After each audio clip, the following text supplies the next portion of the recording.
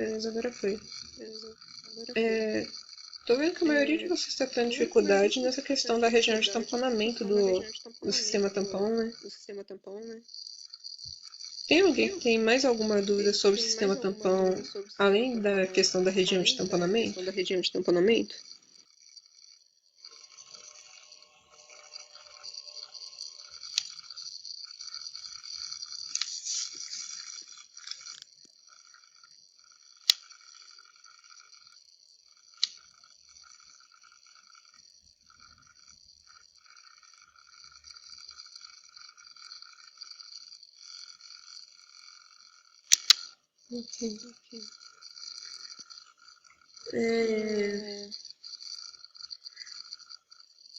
Vocês já entenderam qual que é a função do sistema tampão?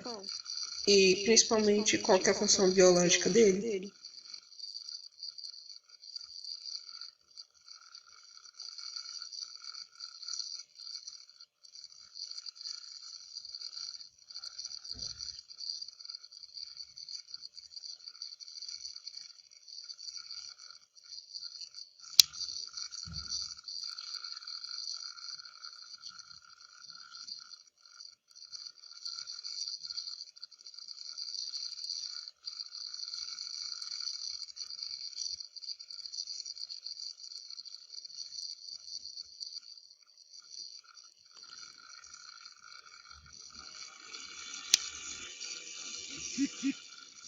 Ok. Eu vou explicar aqui agora então, aproveitando o resumo que eu mandei para vocês, o que é o sistema tampão, tá bom? E como que ele funciona. O sistema tampão é o seguinte, essa parte aqui de ácido base, vocês já entenderam, né? E o sistema tampão, ele é basicamente um sistema que é composto por um ácido, então parte dele vai ser, como é que fala? Vai ser um doador de H+, né? O H+, em si, a outra parte vai ser uma base. E aí, quando a gente está falando de pH, a gente está falando de quantidade de H+ livres no meio.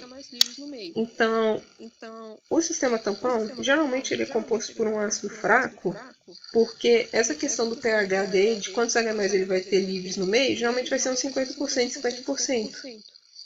Quando a gente pega um ácido mais forte, ele vai ser maior parte H+ livre no meio e base conjugada. Então, isso significa que ele não é bom para controlar o pH. Quando a gente pega o ácido fraco, como a gente vai ter 50% dele dissociado e 50% na forma original, que não é uma forma ácida exatamente, né? A gente fala que é uma molécula de ácido, mas isso aqui não vai estar alterando o pH do meio.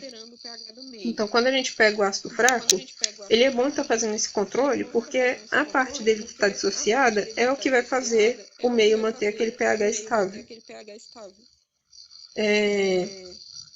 É o seguinte, vamos fazer o seguinte, eu vou explicar primeiro o funcionamento, essa parte de baixo, depois eu vou para a parte de cima, que é a região de tamponamento, que é o que vocês tiveram mais dificuldade, tá bom? Enfim, aqui, por exemplo, a gente tem um desenho que explica, um esquema que explica mais ou menos como que funciona o sistema tampão. Então, aqui essa molécula de HA é o nosso tampão, ok? Nossa molécula de ácido. Só que lembrando, essa molécula aqui ela não causa alteração do pH no meio. O que vai causar alteração é o H+. O pH vai estar medindo quantos H+ livres a gente tem. Então, aqui nesse sistema, a gente tem o HA, H de H+, e o A de base conjugada. Esse A pode ser qualquer outra molécula que sirva como uma base conjugada, tá bom? Ou seja, qualquer outra molécula que possa se ligar a um H+.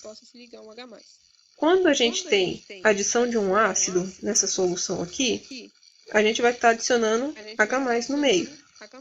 Se a gente só adicionar H+ num sistema que não é um sistema tampão, esse H+ vai diminuir o pH, né? O pH vai ficar mais ácido, e aí a gente vai ter essa alteração.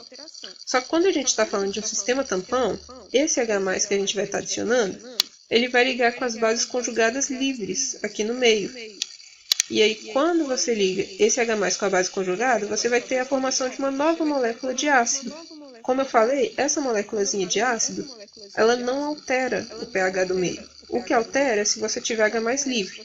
Então, o que a gente vai ter é uma nova molécula de ácido, que não vai estar alterando o pH, mas aí a quantidade de H+, de íons H+, livres no meio, vai continuar a mesma. Então, aqui a gente tinha 1 e a gente continuou tendo 1. Então, o pH aqui vai se manter a mesma coisa. Nesse outro caso aqui, quando a gente adiciona base, geralmente a adição de base, a gente pode estar adicionando qualquer outra moléculazinha aqui que sirva como uma base, né, qualquer outro íonzinho, mas a gente vai usar o H- aqui para deixar mais fácil de entender o contexto, tá bom? A gente tem aqui as nossas moléculas de ácido, H, e a gente tem aqui as nossas moléculas associadas, o H+ e o A, que é a base conjugada. Quando a gente adiciona base aqui no meio, a gente vai estar adicionando aqui um OH-, pode ser qualquer outra coisa, mas vamos usar o OH-, que é mais fácil de entender. E esse OH-, ele vai estar se ligando com o H+ livre no meio, ou seja, uma base ligando com o ácido, né, com o H+, e formando outra molécula. Só que aí, no caso, a molécula que vai ser formada aqui, como é um OH-, vai formar uma molécula de água. A água, ela não vai alterar o pH do meio. Mas vocês viram que aqui agora tem uma molécula de H+ a menos? Isso significa que o meio ele ficaria mais básico. Então, para manter o meio na mesma quantidade, no mesmo pH, né, para não ter aquela alteração de H+ aqui no meio, uma dessas moléculazinhas de ácido vai dissociar e vai liberar outra base conjugada e outra H+. E assim o meio vai continuar tendo a mesma quantidade de H+. Ó, aqui tinha 1 e aqui continuou tendo 1. Ok? Então isso significa que o pH se manteve estável. Ah, mas aqui tem mais base conjugada agora. Só que ter mais base conjugada não está alterando o pH. Porque pH a gente está falando de quantidade de H+ livre. A quantidade de H+ livre é a mesma. Se a gente adicionar um ácido aqui, o ácido vai ter mais bases conjugadas para poder se ligar depois.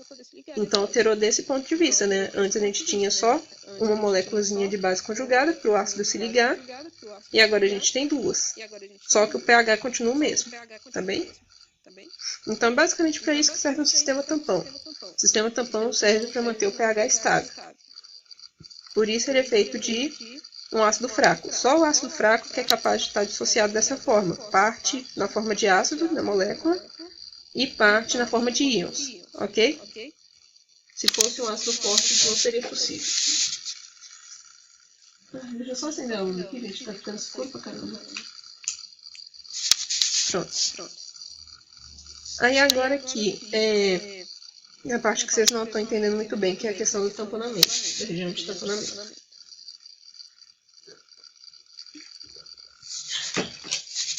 A região de tamponamento é o seguinte, é a região do pH da solução que o ácido consegue manter o pH estável. Então, todo ácido ele vai ter um valor de pKa, que é o valor de pH dele. Então, assim, a gente tem sistemas tampões que vão ter o pKa ali de 2, 3, 4, 5, qualquer pH o sistema tampão pode ter, tá? Mas aí ele é fabricado para ser daquele pKa dele. Então, digamos que a gente tem um sistema tampão que o pKa dele é 3. Significa que esse aqui é o pH do sistema tampão. Então, digamos que a gente pegou ali uma solução de água e colocou um sistema tampão de pH 3, né, de pKa 3 na água. Isso significa que a gente pode ir adicionando base, ácido ali à vontade, e aí o pH da solução vai variar muito pouquinho. Você pode adicionar quanto ácido você quiser, ele vai estar indo só assim. 0,1, né, vai virar 3, 3,1, quer dizer, a gente está adicionando ácido, né? Então vai virar 2,9, 2,8, 2,7. Quando a gente vai adicionando ácido aqui ou adicionando base, o pH ele se mantém estável, mas ele sofre uma pequena variação ali de alguns décimos. Então, assim, é que nem eu falei, 2,9, 2,8, 2,7, ele vai caindo devagarinho. Só que aí, quando você já tiver adicionado ácido ou base suficiente para esse pH chegar no 2 ou chegar no 4, né, se for uma base que você adicionou, a partir desse ponto aí, o sistema tampão ele já não funciona mais. Então, se você adicionar ali uma gota de ácido, o que estava indo no 2,8, 2,7, 2,6, agora ele vai ir do 2 para assim, 1,5, ou então 1. O pH ele vai decair de uma vez, com uma pequena quantidade de ácido que você colocar, porque aí o sistema tampão já não está funcionando mais, ok?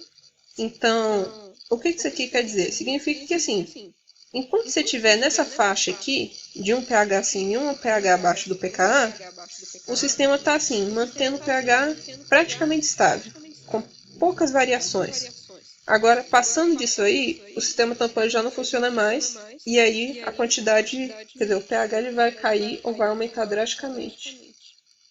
Então, por exemplo, naquela atividade que a Angélica costuma passar, a gente tem alguns valores lá de pKa para alguns sistemas tampões. Vamos imaginar aqui um sistema tampão que ele tem o pKa de, deixa eu ver, de 10,5. O sistema tampão dele, né, a região de tamponamento, vai funcionar de 9,5 até 11,5. Se por acaso na solução que você está com esse sistema tampão ali, você conseguiu fazer o pH dela diminuir abaixo de 9,5, né, tipo até 9,5, a partir do momento que chegar no 9,5 e você começar a adicionar mais ácido, o pH vai cair de uma vez. Vai direto lá para o 6, para o 5, vai cair rapidão.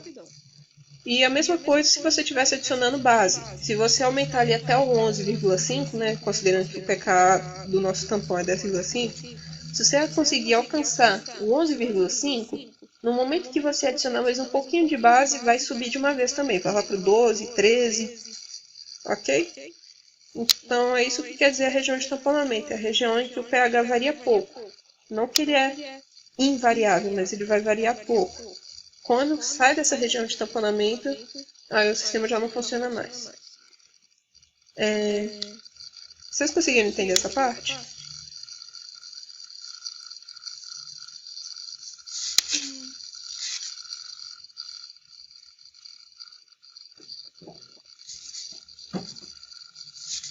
Beleza. Vocês têm alguma dúvida mais aqui sobre o sistema tampão?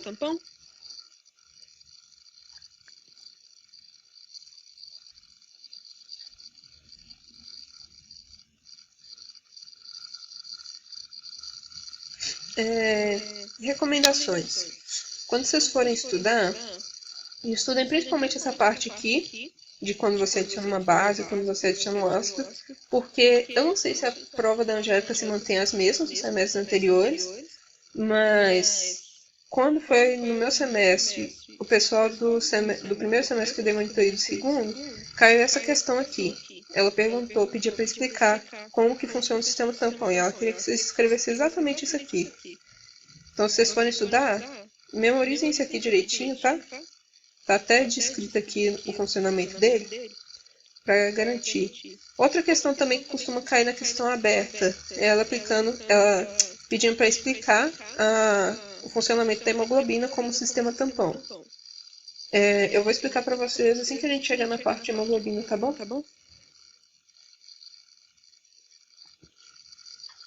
Ok. Alguma outra matéria que vocês têm dúvida, gente? Eu não sei como é que tá a nossa questão de tempo, até porque eu atrasei pra caramba. Então eu vou prolongar um pouco mais também a monitoria. Mas eu sei que às vezes tem gente aí que tem compromisso, então eu vou direto nas dúvidas de vocês e aí depois eu posso explicar o que não tiverem perguntado.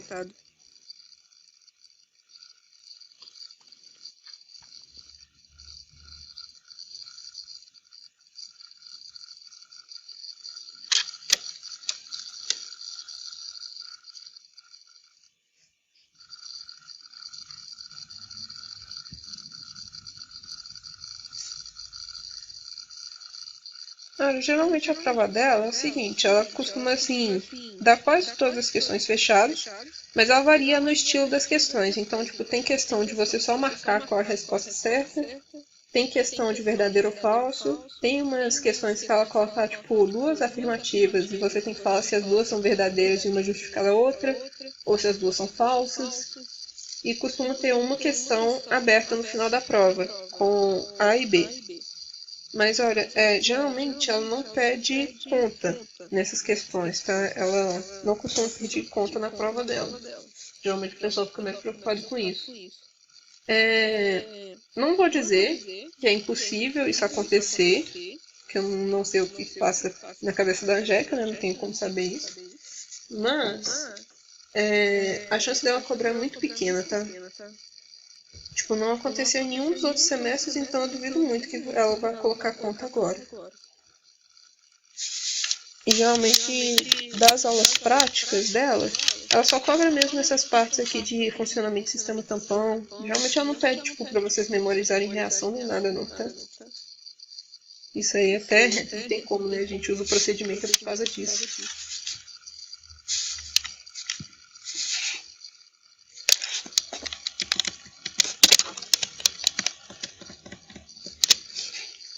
Tem alguma coisa que vocês tenham dúvida aí a mais, gente? Se não tiver, eu vou explicar aqui pra vocês a parte da hemoglobina. E aí a gente finaliza.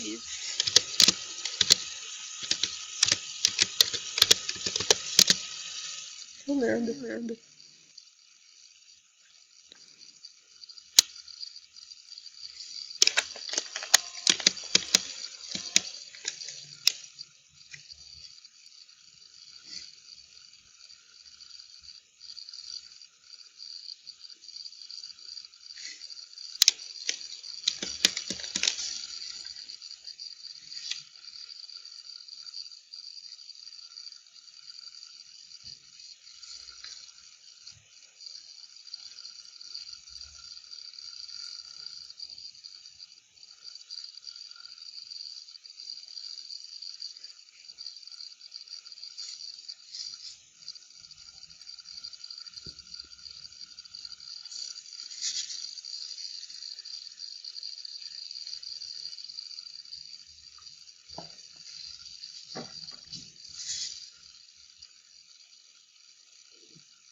Que maravilha.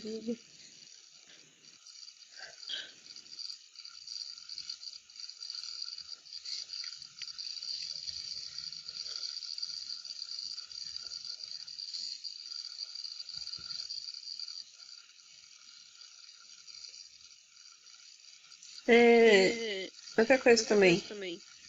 Vocês conseguem entender direito o que é o efeito Bohr? Vou perguntar em prova. Outra coisa que ela costuma perguntar em prova.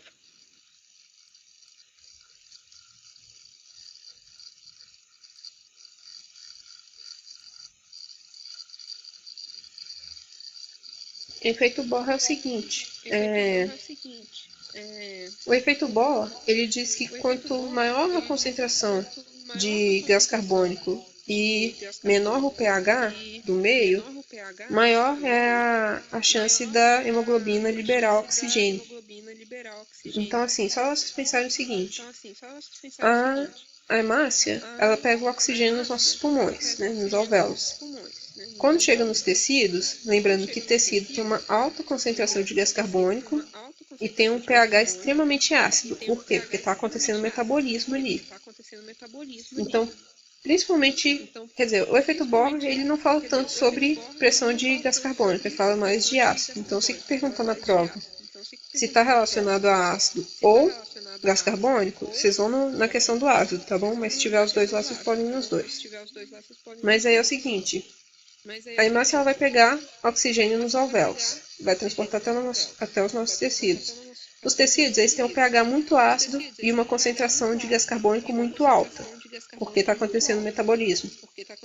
É graças a essa pressão de gás carbônico alta e a esse pH muito baixo, né, muito ácido, que a hemácia ela vai tender a liberar o O2. Então ela vai perder essa afinidade pelo oxigênio. Então é basicamente isso que o efeito Bohr diz, né? Que quanto menor for o pH e quanto menor a concentração de oxigênio ou maior a de gás carbônico, menor é a afinidade da hemácia pelo gás carbônico. Ok? Deixa eu ver aqui.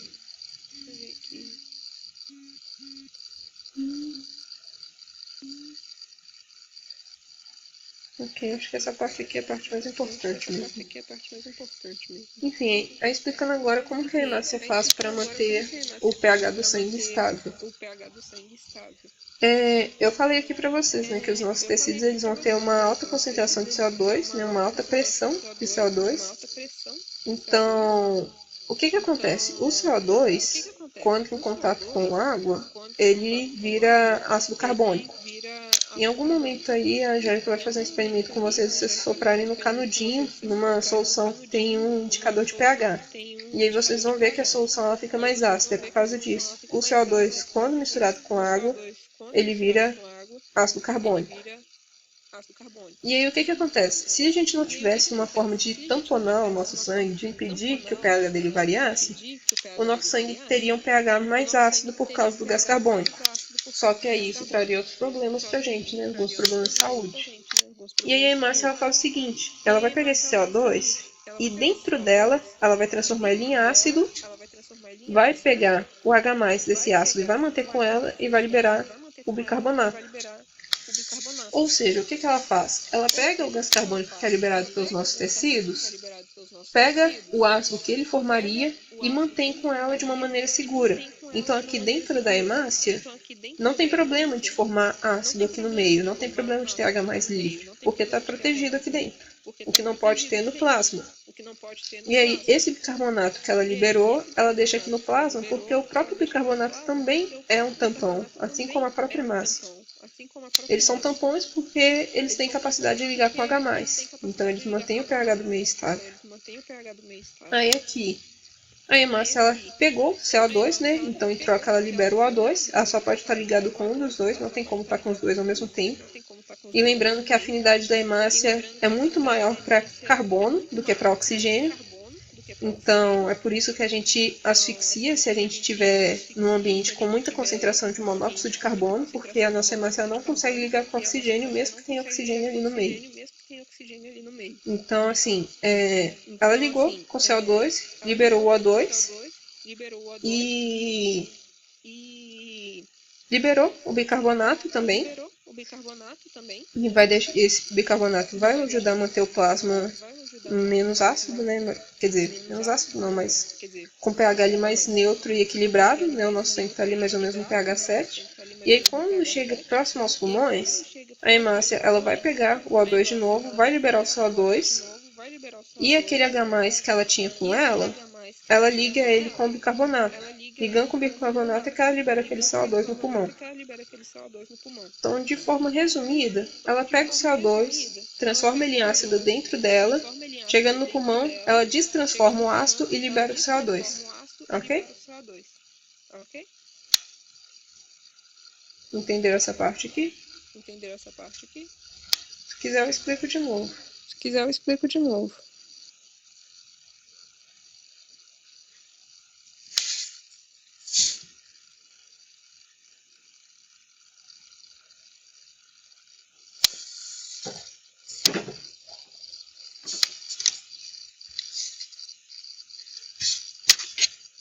Você fala, tipo, sobre anemia falciforme?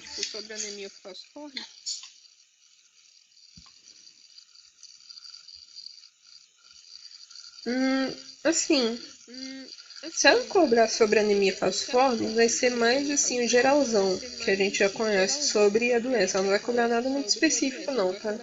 Então, tipo, o que ela pode cobrar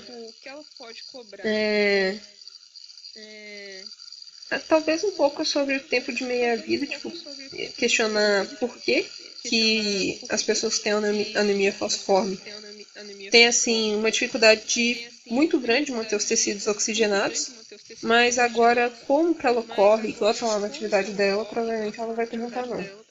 Sendo sincera, ela, nas provas dela, quase não cai coisa das atividades. Tanto que eu sempre falo na monitoria que eu não entendo muito essas atividades dela, porque parece ser uma forma, parece ser, assim, algo dissociado da matéria dela, sabe, das aulas dela. Porque, geralmente, assim, coisa que ela cobra da atividade é muito pouco, viu?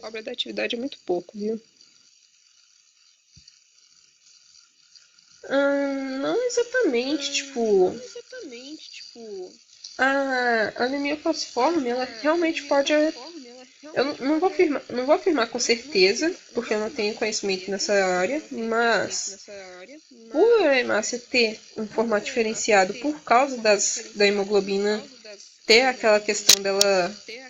Como é que fala? Ah, eu esqueci o nome. Esqueci a palavra agora, peraí. Caraca, eu esqueci a palavra, velho. Tava na ponta da língua. Mas, como a hemácia, ela, tipo. A hemácia não. A hemoglobina. Ela vai virar aquelas fibras, né? Vai formar fibras e aqueles filamentos e, tipo. Ai, como que eu esqueci a palavra? Mas, enfim. Ela vai dar aquele formato diferente à hemácia por questões ali da formação dela. Pode ser que, por causa disso, a hemoglobina não consiga tamponar bem o sangue, né? A hemácia não consiga fazer essa ação de tamponamento. Porque ao mesmo tempo que ela não vai conseguir ligar com o oxigênio direito, ela não vai conseguir ligar com o gás carbônico e não vai conseguir formar aquele ácido. Mas agora é muito difícil ela perguntar isso pra vocês, tá? Provavelmente ela não vai não.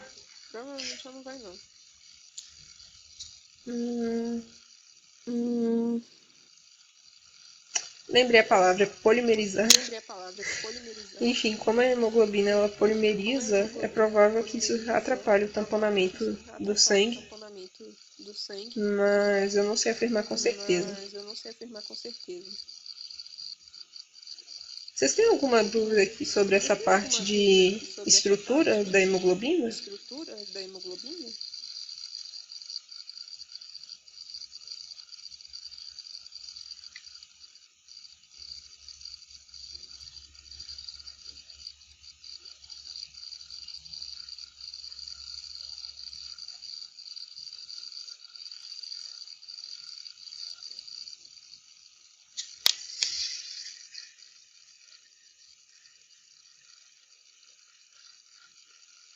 Posso sim.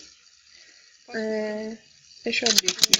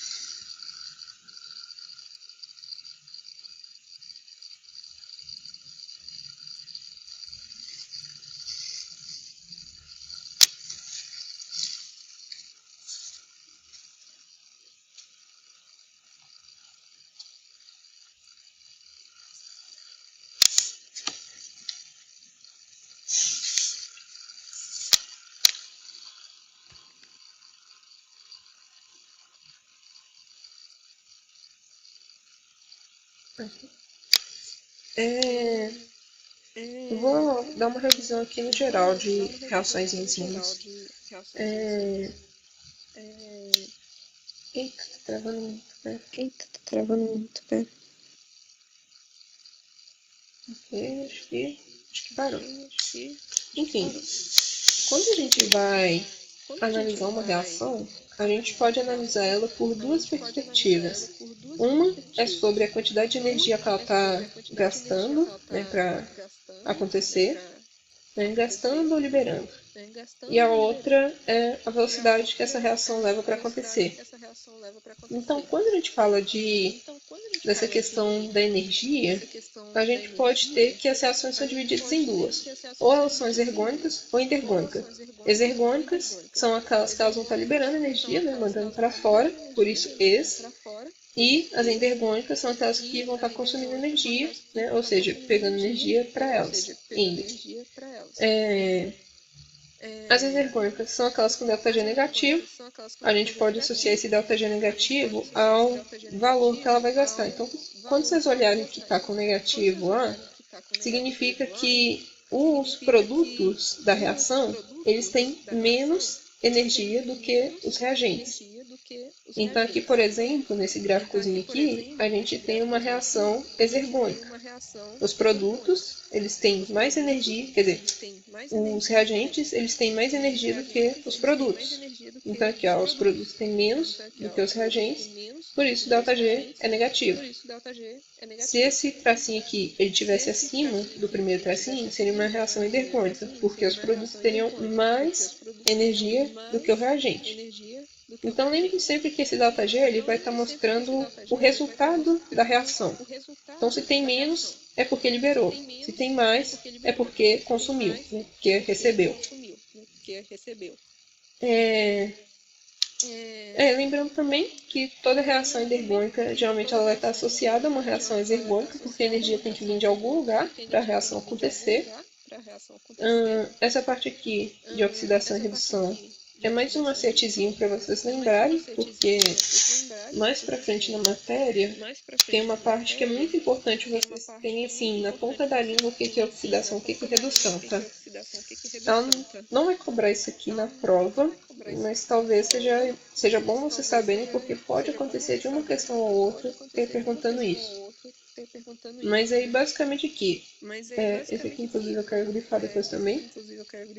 Oxidação é quando a molécula dá energia para outra. Então, se a molécula está dando energia, essa molécula é uma molécula que está oxidando. Então, por exemplo, se eu estivesse dando energia para alguém, eu estaria oxidando. E aquela pessoa que está recebendo a energia, né, os elétrons, ela está reduzindo, ok? Então, Re de redução é de receber elétrons.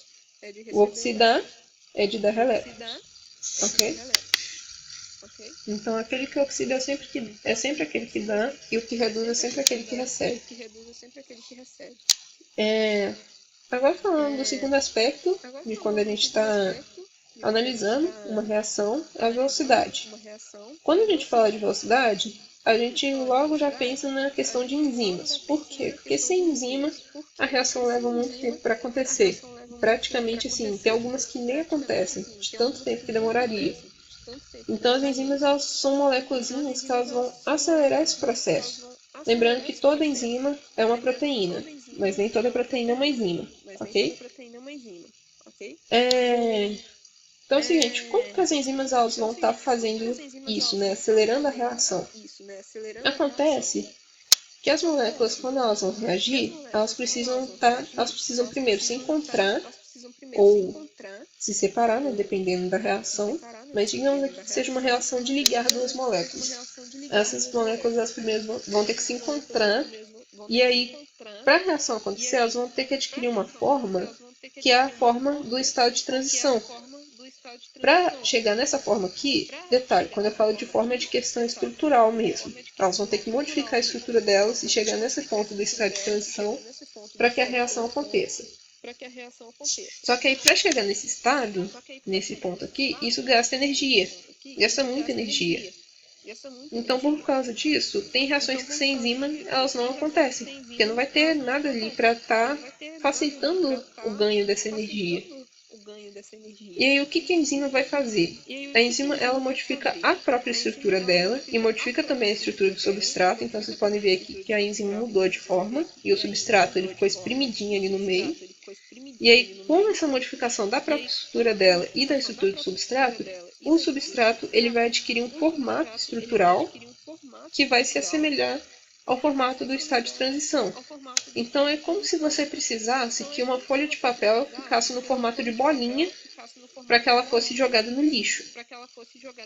A folha de papel ela não vai ficar no formato de bolinha sozinha para ser jogada no lixo. Então, você, a enzima, vai pegar aquela folha de papel, vai amassar ela e vai deixá-la num estado de bolinha parecido com aquele que é para jogar no lixo.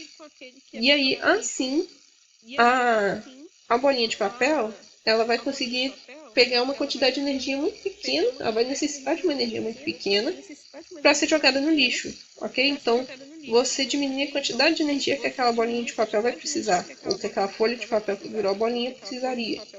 Ok? Então, tá aqui, ó. Essa é a curva sem a enzima, né, o catalisador. Então, vocês podem ver que a quantidade de energia que precisa é muito mais alta. E essa curva de baixo é com o catalisador, com a enzima. Por quê? Porque a enzima já está moldando o reagente, ela já vai estar moldando os reagentes de modo que a energia que eles vão precisar para chegar naquela forma estrutural é bem menor, ok?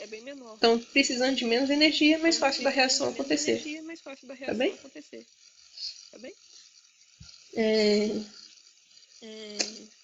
Enfim, lembrando também que, bom, a gente falou aqui de reações que são exergônicas e reações que são endergônicas. Então, reação que libera energia e reação que consome energia. Só que aqui, essas reações exergônicas, mesmo que elas liberem energia, não quer dizer que elas vão acontecer por qualquer motivo. Então, é o que eu tinha escrito aqui, elas são espontâneas, mas não quer dizer que, assim, por ser espontânea, ela vai simplesmente acontecer. Não. Toda reação, mesmo ela sendo exergônica, ela precisa de energia para acontecer. Então, essa energia aqui do estado de transição. Qualquer reação, seja ela exergônica ou endergônica, precisa de uma quantidade mínima de energia para acontecer. A única diferença é que as reações exergônicas, os produtos vão ter menos energia no final do que os reagentes. E as endergônicas, os produtos vão ter mais energia no final do que os reagentes. Ok? Vocês entenderam essa parte aqui?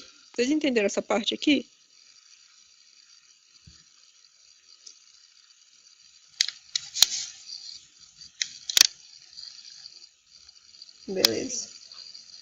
E lembrando também, as enzimas elas não são consumidas no processo, né? Por isso que a gente geralmente não coloca elas nas reações. Então aqui, por exemplo, eu só coloquei uma reação aqui só para vocês entenderem o que acontece, né? A enzima ela vai facilitar para que isso aqui aconteça. Só que como ela está aqui antes, está aqui depois, né? A gente não coloca elas nas reações, porque elas não vão ser consumidas. Elas não são consideradas reagentes, ok? Então, é por causa disso que a gente precisa de poucas enzimas no nosso organismo para as coisas funcionarem. Que é uma quantidade muito pequena de enzimas para fazer vários substratos reagirem e formarem os produtos. Então, uma enzima já dá conta de muitos, por isso a gente precisa de poucas delas.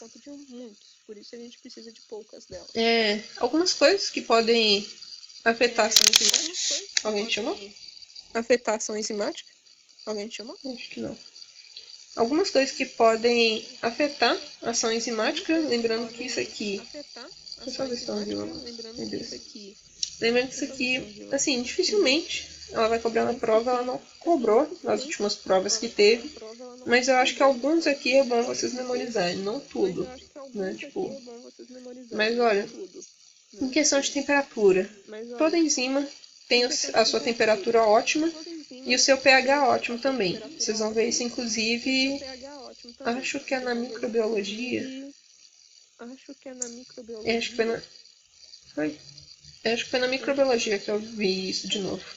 Enfim, toda enzima vai ter a temperatura ótima e o pH ótimo. Significa que próximo àquela temperatura, ela vai ter o seu trabalho máximo. Então, ela vai estar trabalhando no máximo de si. Se você for uma enzima numa temperatura abaixo do pH ótimo dela, ou pH abaixo, ou então colocar numa temperatura acima, ou no pH acima, ela não vai funcionar. Ela vai, assim, aos poucos, ela vai funcionar de forma de capacidade reduzida e chega num ponto que ela simplesmente não funciona mais, que vai ser as temperaturas mínimas e máximas e pH mínimo e máximo que elas funcionam. Inclusive, vocês já viram lá no começo da matéria, quando vocês viram sobre aminoácidos, que tem temperaturas muito elevadas, geralmente assim, acima dos 100 graus, mais ou menos, que as proteínas elas sofrem desnaturação. Então tem essa questão também, quando você vai ativar uma enzima, você tem que estar observando também para você não estar elevando a temperatura daquele meio ali acima dos 100, 130, porque você pode desnaturar a proteína e ela vai deixar de funcionar. Então, por exemplo, no leite zero lactose, eles vão adicionar a enzima ali no meio, ela vai estar quebrando a lactase, só que aí você vai aumentar a temperatura, só assim na temperatura adequada para essa enzima funcionar. Você não vai ferver o leite porque senão deixa de funcionar, entendeu? E pH é a mesma coisa. Mas assim, o pH não chega a causar desnaturação da proteína, né? Pelo menos isso. Tem também a concentração do substrato, né? Então, quanto mais substrato você tiver, mais enzimas vão estar trabalhando, e quanto menos você tiver, menos vão estar trabalhando. As enzimas, assim, elas não trabalham todas ao mesmo tempo. Então, é igual trabalhadores numa fábrica. Se não tiver tendo demanda, nem todos eles vão trabalhar. Se a demanda aumentar, todos eles vão começar a trabalhar. Mas acontece que você tem um limite para isso. Então, qual que é o limite? O limite é o máximo de enzimas que podem estar atuando. Os trabalhadores na fábrica, por exemplo, têm um limite de produtos que eles conseguem produzir ao mesmo tempo. Então, ali você pode ter, tipo, que um trabalhador consegue trabalhar com 3 produtos ao mesmo tempo. Se você tiver mais produtos do que os trabalhadores conseguem trabalhar, vai sobrar produto, né? Vai sobrar coisa ali que não vai ser produzida.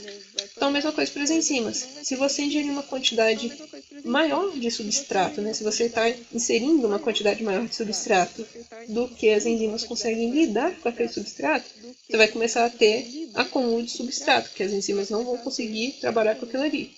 E é o que acontece na intolerância à lactose. A intolerância à lactose tem aquelas pessoas que estão desenvolvendo ainda, por exemplo, no meu caso, e tem pessoas que já não produzem lactase mais. Então, nesses casos da pessoa ter intolerância à lactose, acontece que ela não tem enzima suficiente para a quantidade de lactose que ela ingere. Então, eu, por exemplo, estou desenvolvendo intolerância à lactose, então se eu consumir uma quantidade pequena ali de leite ou de coisas que tenham lactose, eu vou conseguir degradar uma parte dessa lactose, então eu não vou ter tantos problemas assim. Mas se eu ingerir uma quantidade muito grande, eu vou passar mal. Já aquelas pessoas que não produzem a lactase, qualquer quantidade que ela ingerir já vai ser suficiente para passar mal, porque ela não vai ter enzima para estar degradando aquela proteína. Ok? Degradando aquela proteína. Ok? Vocês entenderam? Desses 4 aqui? Vocês entenderam? Desses 4 aqui?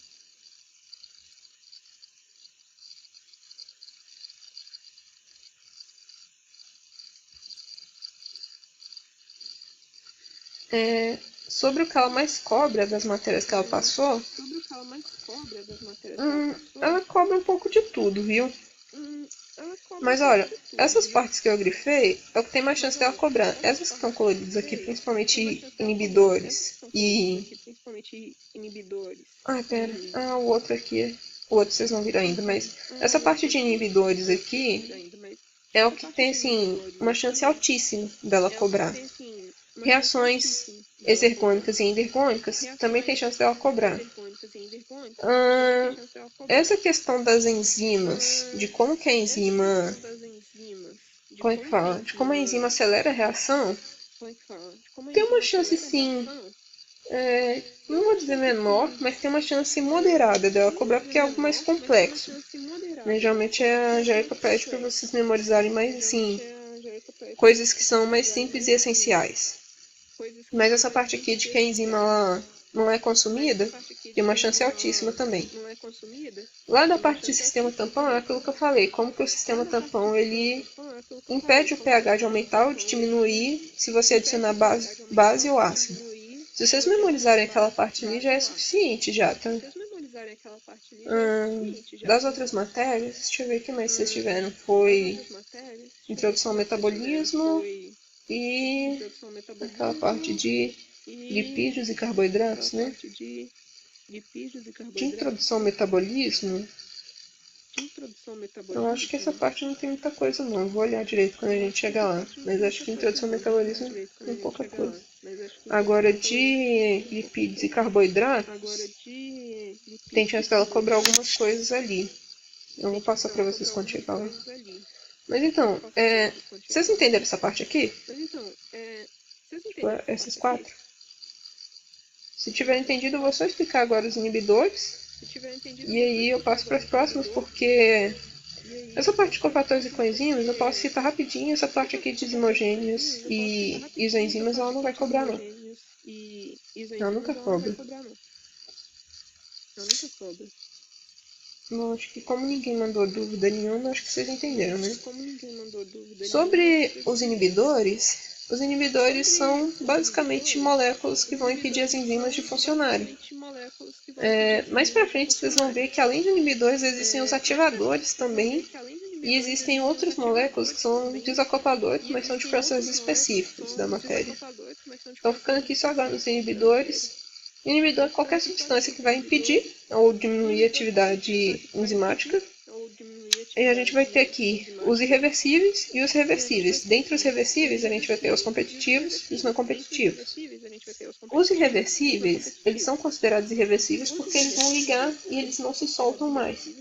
Então, quando eles ligam com a enzima, a única forma ali da enzima estar desligando deles é se eles e a própria enzima forem degradados. Então, isso aqui é o caso de... Deixa eu ver aqui. É o caso, por exemplo, de...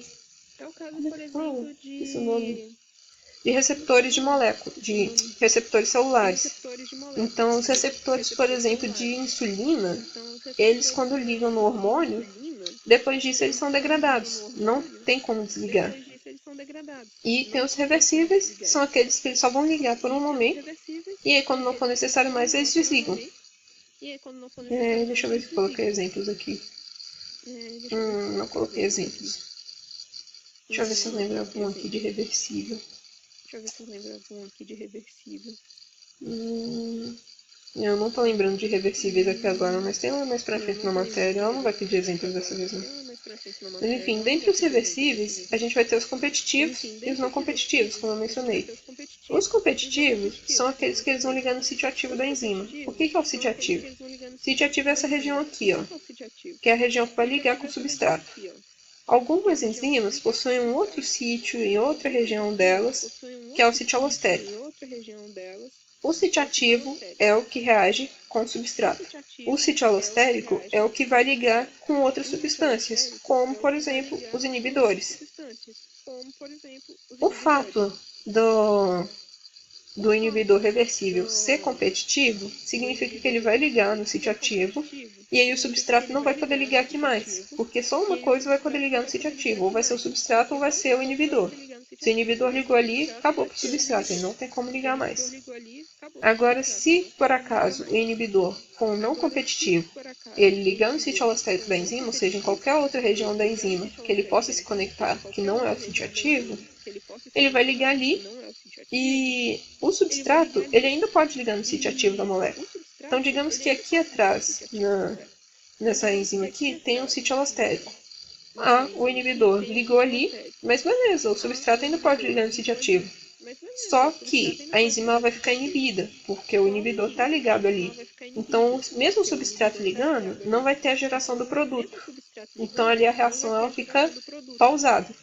Na hora que o inibidor desligar da enzima, aí a enzima ela termina de formar o produto e libera aquela moléculazinha que originou no final das contas, né, no final da reação. Entenderam? Com alguma dúvida?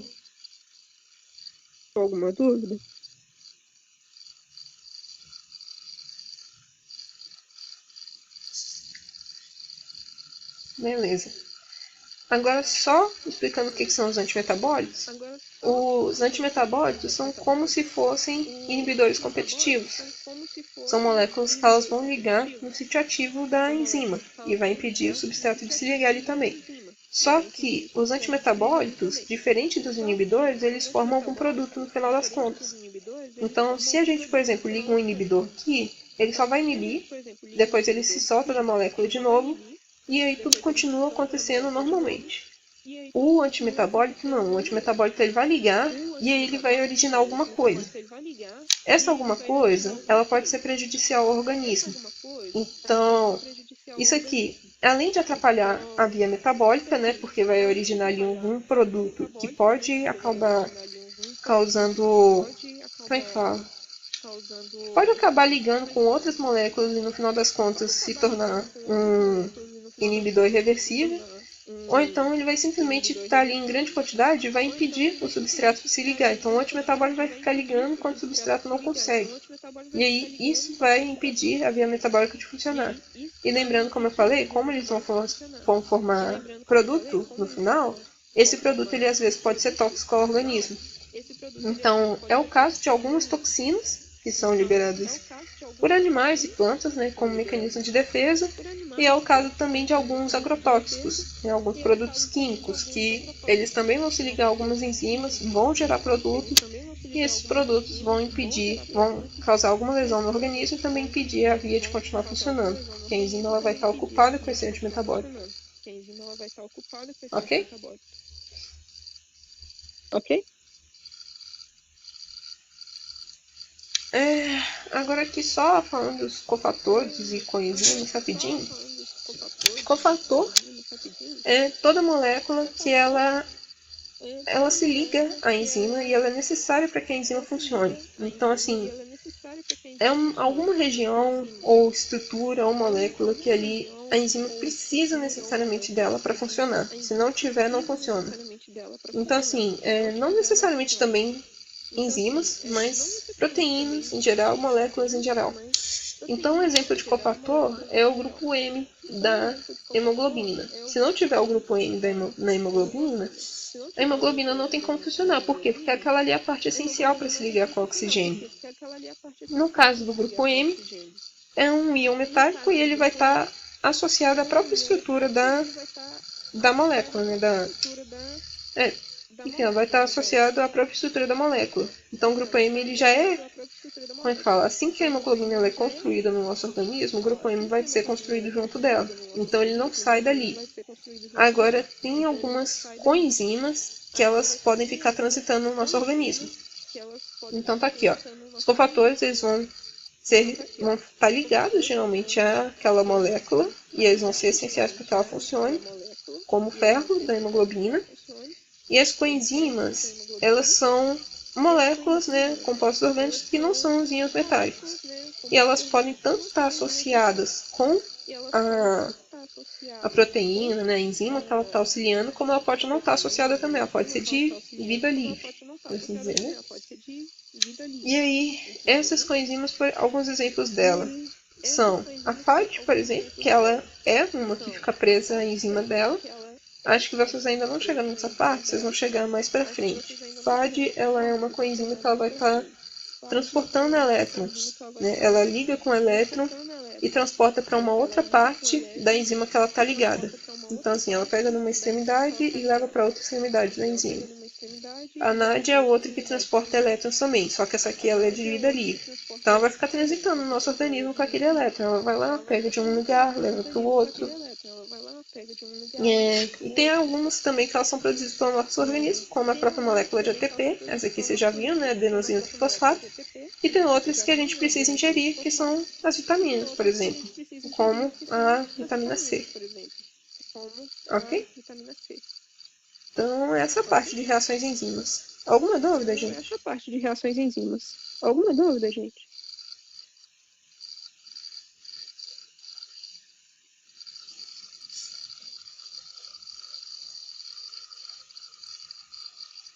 Deixa eu ver aqui. Agora é de...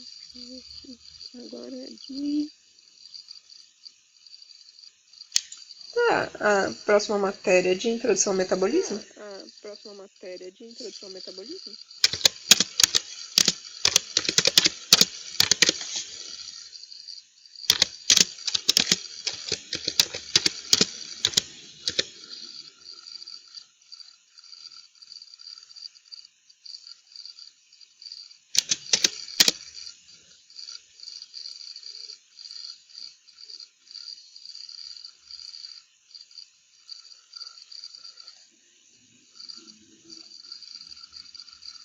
Ok, posso sim. Foi o seguinte, você consegue me mandar ela no WhatsApp pra mim? Pode ser no grupo ou pode ser no meu WhatsApp pessoal mesmo? Vocês já chegaram até a aula de glicólise? Ainda não, né? Ainda não, né?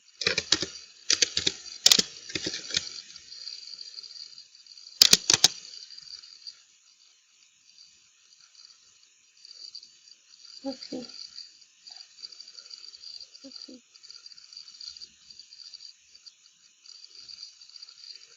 Ah, eu não lembro qual que é a ordem das aulas de vocês, mas eu Eu vou não lembro qual que é a falar ordem aqui de das aulas de carboidratos, lipídios e vocês, mas eu membranas e vou depois eu vou falar aqui para de carboidratos, introdução ao lipídios e membranas e metabolismo, que é depois eu aquela vou aula que para a Regina introdução ao falou de metabolismo, que é ATP, aquela aula ok? que a Regina falou de E aí eu não vou ATP, entrar em ok? glicólise não, porque senão confunde a cabeça de E aí eu não vou vocês, já entrar que em não vai cair na glicólise não, porque prova, senão não confunde a tem cabeça de necessidade. vocês, já que não vai cair na prova, não tem necessidade. É, vocês já viram aminoácidos, Vocês já né? viram Inclusive, aminoácidos, né? inclusive eu não tenho resumo de aminoácidos aqui.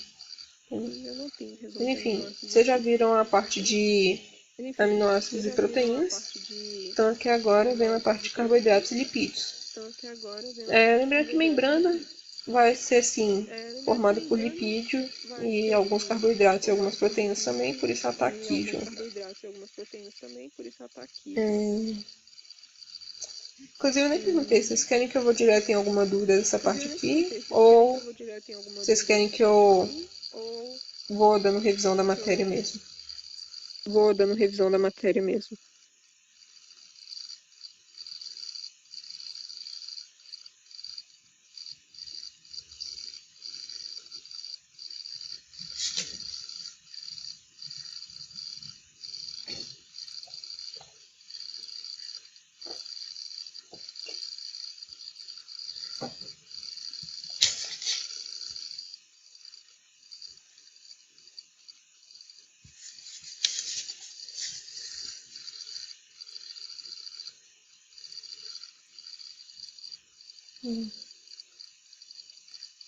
Hum. Então, gente, bom, já que ninguém respondeu, vamos continuar com a revisão então, tá? Bom, já que ninguém respondeu, vamos continuar com a revisão, É, então, tá? Carboidratos, esse conceito aqui, polidroxaldeídos ou Carboidratos, esse polidroxicetonas, conceito aqui, vocês não precisam memorizar polidroxaldeídos isso ou aqui. polidroxicetonas, vocês não Assim, precisam memorizar isso aqui. no máximo do máximo, Assim, pode aparecer em alguma no questão, máximo do tipo, máximo, pode aparecer em fechada, alguma alguma questão, questão de tipo, verdadeiro ou falso. Mas é só vocês fechada, lembrarem alguma essa questão parte de de verdadeiro ou polidroxi. falso. Se Mas é vocês só vocês lembrarem isso lembrarem essa aqui, parte de aldeído, cetona polidroxi. ali já tá, Se vocês tipo, lembrarem isso aqui, já tá assim, aldeído, chave na cetona ali prova, já tá, sabe? tipo, Então já você só tá tem que assim, lembrar chave na que prova, carboidrato sabe? é alguma coisa esquisita Você aqui só que tem tem que a ver com lembrar que aldeído ou com carboidrato é cetona, tá? alguma coisa esquisita aqui que tem a ver com aldeído ou com É... cetona, tá? Agora que vocês precisam memorizar de carboidratos. É... Carboidratos tem Agora que vocês alguns que são precisam memorizar de açúcares, que são aqueles carboidratos. que têm sabor Carboidratos doce, tem alguns que são né? Alguns açúcares, que são exemplos, aqueles que têm sacarose, sabor doce, glicose, frutose. né? Então, Alguns tudo que exemplos, tiver sabor sacarose, doce é um glicose, açúcar. frutose. Se não tiver Tudo sabor que tiver doce, sabor não é doce é um açúcar, açúcar. ok? Se não tiver sabor doce, E não é funções dos açúcar, carboidratos. ok? Eles têm função de E sustentação, funções dos carboidratos. como Eles têm a função de sustentação, celulose, como função de a reserva, como o celulose, glicogênio e o amido, função de reserva, e como o função de ligação glicogênio com e o lipídios e amido, proteínas, que e é o função de caso de ligação com algumas lipídios e membranas e proteínas, algumas outras que é o estruturas caso também. de algumas Mas membranas aqui e foco nas algumas outras membranas. estruturas também. Mas aqui foco nas membranas. A gente tem que eles são divididos em A gente três tem que eles tipos, são né? Que pode ser os divididos em monossacarídeos, três oligosacarídeos ou tipos, né? Que pode ser os polissacarídeos. monossacarídeos, Os oligosacarídeos ou monossacarídeos são polissacarídeos. aqueles assim, Os monossacarídeos não tem são uma aqueles assim, definição exata, mas é não tem uma tipo, definição exata, mas é a é estrutura mais tipo, simples de carboidrato. é a Então, por estrutura mais simples de exemplo, carboidrato. a Então, glicose, por ela é um exemplo, monossacarídeo. a Ela tem uma glicose, única ela é um moléculazinha assim monossacarídeo. circular, Ela tem uma única ok? moléculazinha assim É, circular, ok? esses monossacarídeos, É, eles podem ser definidos esses eles monossacarídeos, podem eles podem ser ser definidos, classificados pela eles podem quantidade de ser carbono deles. ser Então, classificados pela eles podem quantidade de ser uma carbono deles. triose, formada por Então, três eles carbonos, podem então ser uma seria como uma triose estrutura formada por triangular. 3 carbonos, então seria Uma como uma tetrose, estrutura formada por triangular. quatro, que é o caso aqui, Uma por exemplo, tetrose desse formada que eu por 4, desenhei. que é o caso aqui, por Eles exemplo, podem ser desse que eu formados desenhei. por 5 carbonos, então as Eles podem ser pentoses, 6 formados carbonos as por 5 hexoses, 7 carbonos, carbonos então as as pentoses, heptoses. 6 carbonos as Essa parte hexoses, 7 aqui, carbonos as eu heptoses. acho que tem menor chance dela Essa cobrar, parte então vocês não aqui, precisam memorizar eu acho isso, que tem mas é menor só chance lembrar dela que os cobrar, então vocês monossacarídeos não eles podem precisam ser memorizar formados isso. Mas aqui. é só lembrar que os monossacarídeos eles podem ser A formados gente tem aqui. também os oligosacarídeos. A gente tem também Oligo os significa poucos, oligosacarídeos. então esses aqui Oligo eles são significa formados por poucos. uma pequena Então, quantidade esses aqui de eles são formados por uma monossacarídeos. pequena quantidade Então, geralmente são dois, né? Os disacarídeos, pode ser três também trissacarídeos, mas geralmente são dois. Então, o exemplo deles são a lactose e a sacarose, ok? A lactose é formada por galactose, que é um monossacarídeo, e pela glicose, que é outro monossacarídeo. A sacarose é formada por glicose, monossacarídeo, e por frutose, ok? Esses oligosacarídeos aqui, eles podem ter moléculas que têm... Eles podem ter um monossacarídeo formado por 3, 4, 5 carbonos e o outro monossacarídeo formado por um número diferente de carbonos do primeiro. Então, por exemplo, a quantidade de carbonos que a gente tem na glicose, que se eu não me engano são 6, pode não ser a mesma quantidade que a gente tem na galactose, entendeu? Então, o oligosacarídeo, a gente não fala se ele é uma triose, uma pentose, uma hexose, a gente não fala isso, tá bom? A gente só fala isso a respeito dos monossacarídeos. Então tá aqui, ó, monossacarídeo é um só, uma unidade, então o tipo mais simples de carboidrato. Oligosacarídeo é formado por poucos monossacarídeos, então geralmente é 2. Então aqui no caso a gente tem um disacarídeo, né, oligosacarídeo, de dois monossacarídeos. E a gente tem também os polissacarídeos, que são estruturas gigantescas, que têm centenas de monossacarídeos. Então, exemplo deles a gente tem celulose, quitina, amido, glicogênio. Então, esses polissacarídeos, eles vão formar cadeias enormes. Então, aqui, por exemplo, cada bolinha dessa que eu desenhei é um monossacarídeo. Esse aqui, por exemplo, que eu desenhei pode ser uma molécula de amido, pode ser uma molécula de glicogênio, ok? Forma essa árvore gigante. Dentre os carboidratos, o que a gente mais consome é amido, e amido ele vai ser composto por várias glicoses, igual está aqui nesse desenho que eu fiz. Então, no final das contas, o que a gente está consumindo geralmente é glicose. Você pode estar consumindo carboidratos diferentes na sua dieta, mas no final das contas vai tudo virar glicose no seu organismo praticamente. Mais pra frente vocês vão ver algumas questões tipo de reação, de transformação de alguns carboidratos em glicose, e aí vocês vão ver que no final das contas praticamente tudo vira glicose, ok? Deixa eu ver aqui. Tem isso aqui também. Essa parte aqui acho que ela não vai cobrar não. Realmente é só uma curiosidade que ela menciona, né? Que as fibras elas não são digeridas por humanos. E aí por causa disso, tipo, a gente não consegue estar aproveitando o carboidrato que tem nela. Mas no final das contas elas fazem bem para a digestão também, porque quando essas fibras encostam na parede do estômago, do intestino, isso estimula os movimentos peristálticos, então melhora o nosso processo de digestão. Ok? Enfim, de lipídios. Lipídio é óleo e gordura, basicamente. As funções deles incluem componentes de membrana. Essa aqui acho que é a função mais essencial deles e mais importante vocês lembrarem. As outras são isolantes térmicos, então a gordura mesmo do nosso organismo, reserva de energia. Os lipídios, eles assim, não são a nossa primeira fonte de energia, mas eles são a nossa melhor forma de armazenar energia no nosso organismo. Então, tanto que assim, o nosso organismo, ele não armazena energia para usar posteriormente na forma de açúcar ou de proteína, até porque a proteína a gente também não tem reserva. Mas a gente não armazena na forma de carboidrato, porque a gente até tem ali o glicogênio, que é uma forma de reserva, mas ele só dura algumas horas. Geralmente, quando a gente precisa armazenar energia a longo prazo, então, tipo, alguma fonte de energia que possa durar meses, a gente armazena na forma de gordura, de lipídio, né, tecido adiposo. Eles também são algumas vitaminas, como o ômega 3 e ômega 6, e eles podem ser hormônios, né, tipo, a gente tem aqueles hormônios que são lipídicos e tem aqueles hormônios que são proteínas. Dentre os tipos, a gente vai ter aqui ácidos graxos, vamos ter os triacilgliceróis também, são compostos de ácidos graxos, e vamos ter os esteroides. Os ácidos graxos são a estrutura simples de lipídio, então eles vão ser compostos por uma cadeia carbônica grandona e uma carboxila na ponta.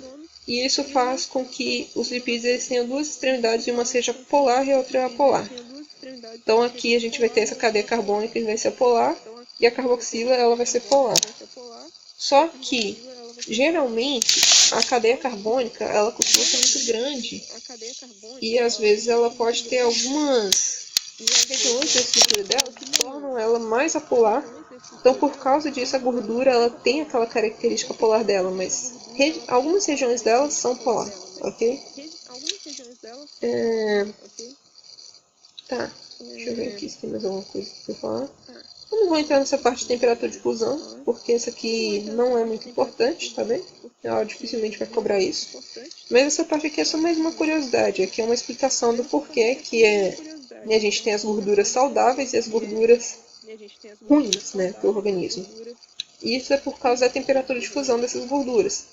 Então, as gorduras que a gente tem na carne vermelha, que são as gorduras saturadas, elas têm uma temperatura de fusão muito alta. Então, significa que no nosso organismo, essa gordura ela pode não chegar a ficar naquele estado líquido dela, como um óleo, mas ela pode acabar ficando no estado sólido. E quando nas artérias, ela pode se acumular nas artérias, por causa do estado sólido dela. Porque a temperatura do nosso corpo de 36 graus ali não é suficiente para estar fazendo essa gordura entrar no estado de fusão dela. A mesma coisa para aquelas gorduras que são as gorduras trans, né? Gorduras que tem na margarina, gordura que tem na batata frita, que tem em biscoito. Essas gorduras aí também na temperatura do nosso corpo, elas geralmente tendem a estar no estado sólido. E aí por causa disso elas têm maior chance de acumular nas artérias e causar problemas de circulação.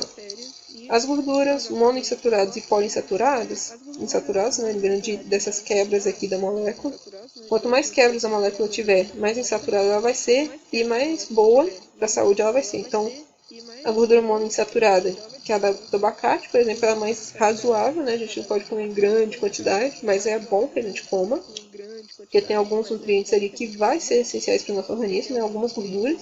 E as poliinsaturadas são aquelas que são muito boas e a gente pode consumir elas em quantidade razoável também, né? A gente não pode consumir nada em grande quantidade, mas uma quantidade boa. Não é igual a carne vermelha. Os triacilgliceróis, como o próprio nome já diz, são 3 moléculas de ácidos graxos, né? Triacil, e uma molécula de glicerol, que vai estar ligando essas 3 moléculas de ácido graxo. Os triacilgliceróis são a forma que a gente tem no nosso organismo de armazenar os ácidos graxos. Então, o tecido adiposo nosso, por exemplo, é praticamente todo formado de triacilglicerol, ok? Por que a gente forma essas moléculas aqui? Porque acontece que as moléculas aqui de triacilgliceróis, elas podem ser armazenadas sem água. Como é uma molécula extremamente apolar, ela não vai ter água na composição dela, como tem carboidratos e proteínas. Então, quando a gente vai armazenar, isso aqui fica leve no nosso organismo, não deixa o nosso organismo ficar denso demais. Então, por ser algo que não contém água, por ser mais leve, a gente consegue compactar melhor essa forma de energia, que é a formação do nosso tecido adiposo, e a gente vai carregar menos peso assim também, né? A gordura é muito mais leve do que a água.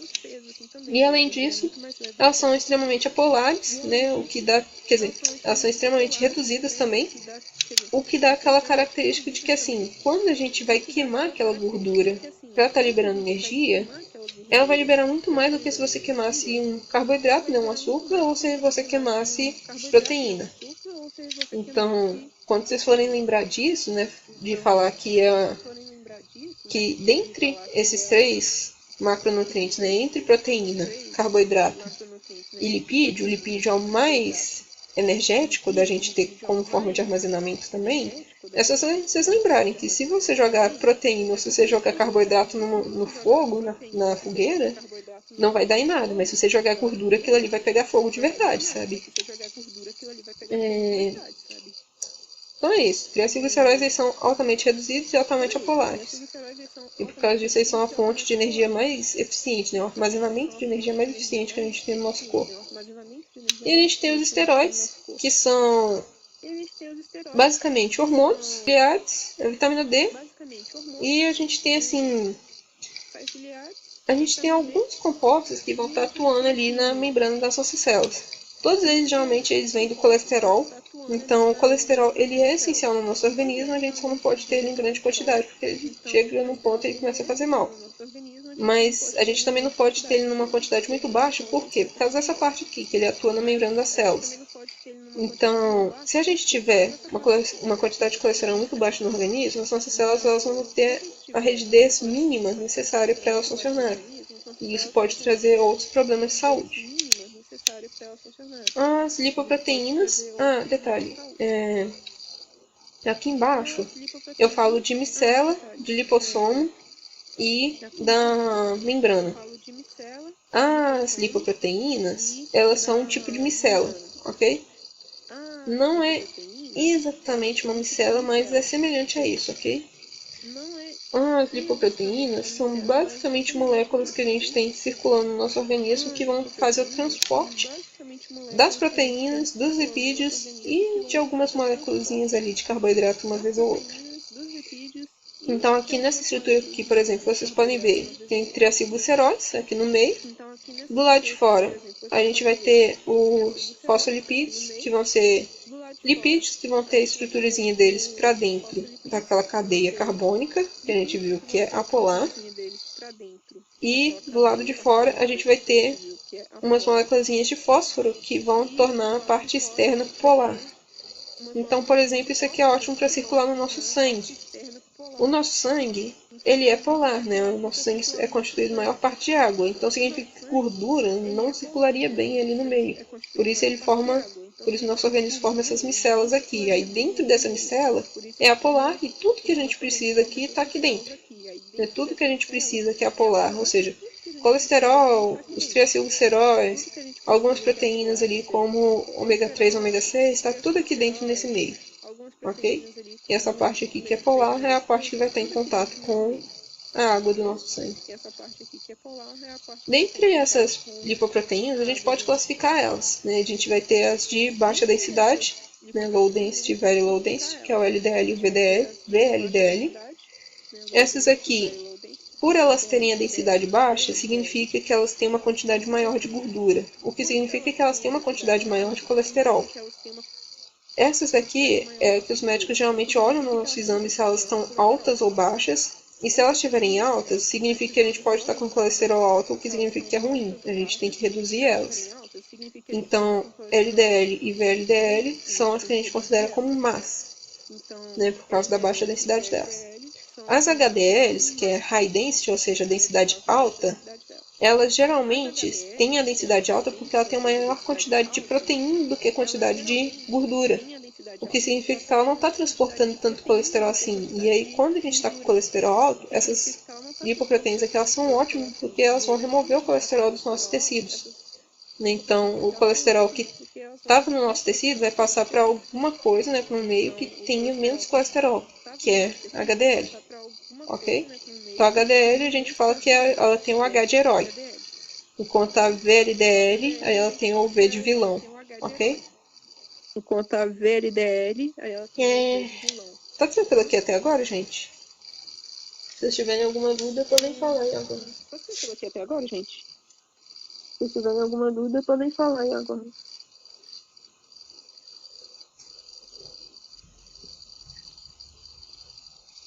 Ok.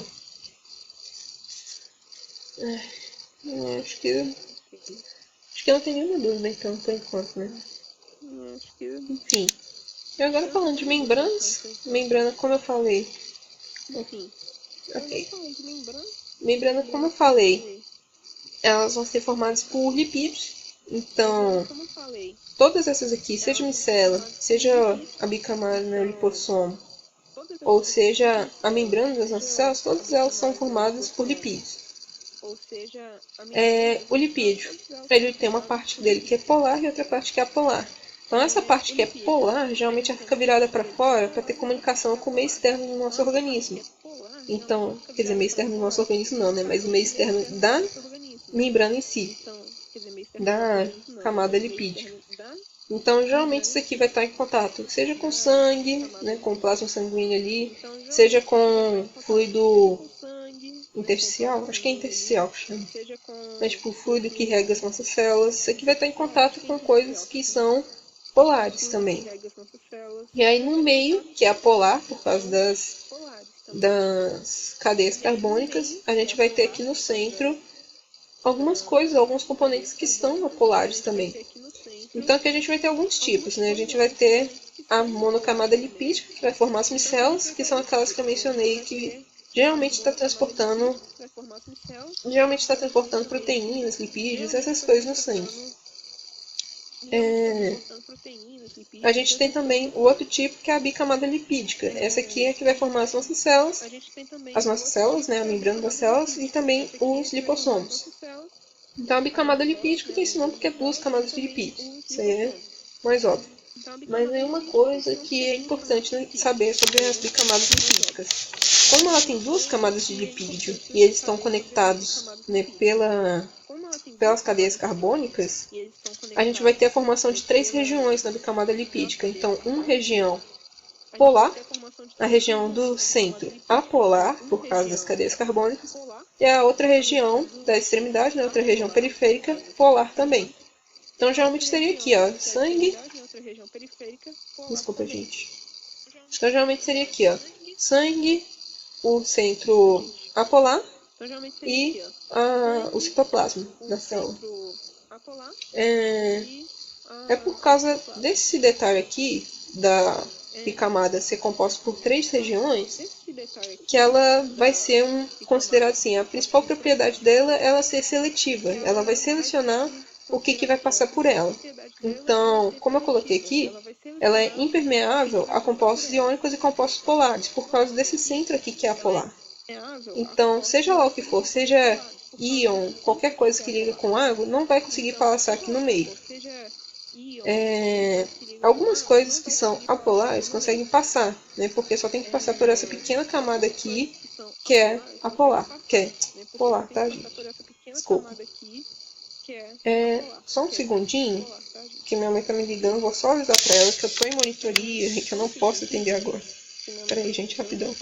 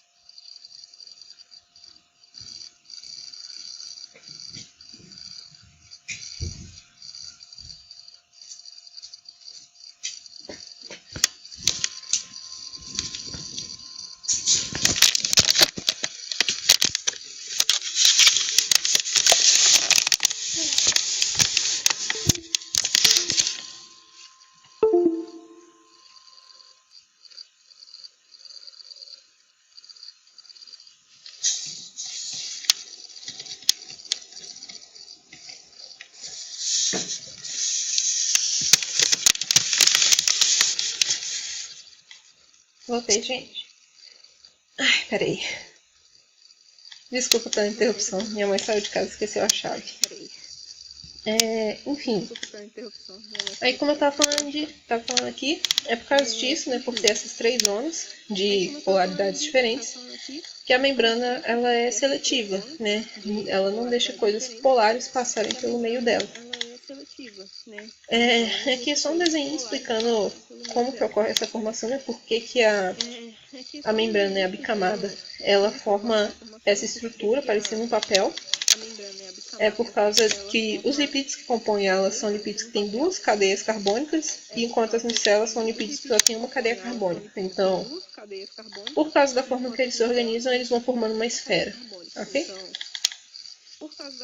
Aqui eu coloquei também as regiões, né, de polaridades diferentes.